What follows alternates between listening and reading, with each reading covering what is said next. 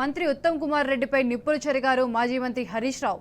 కాళేశ్వరంపై ఉత్తమ్ చేస్తున్నది దుష్ప్రచారమని, పూర్తి ఆధారాలతో బట్టబయలు చేసినా మళ్లీ అవే అబద్ధాలు చెబుతున్నారని మండిపడ్డారు.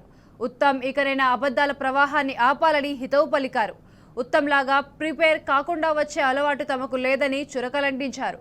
పూర్తి ఆధారాలతో సహా తన ప్రజెంటేషన్లో అన్ని వాస్తవాలు వెల్లడించారని హరీష్ రావు స్పష్టం చేశారు. 5 ఏళ్లలో మేడిగడ్డలో ఎత్తిపోసిన నీళ్లు 162 టీఎంసీలే అని చెబుతున్న ఉత్తమ్, కాళేశ్వరంలో భాగమైన ఎల్లంపల్లి నుంచి మిడ్ మానేరుకు లిఫ్ట్ చేసింది ఎందుకు చెప్పరని హరీష్ రావు ప్రశ్నించారు. Lakshmi pump house, Saraswati pump house, Parvati pump house, Nandi pump house, Gayatri pump house నుంచి ఎత్తిపోసిన నీళ్ల గురించి ఎందుకు దాస్తారని నిలదీశారు.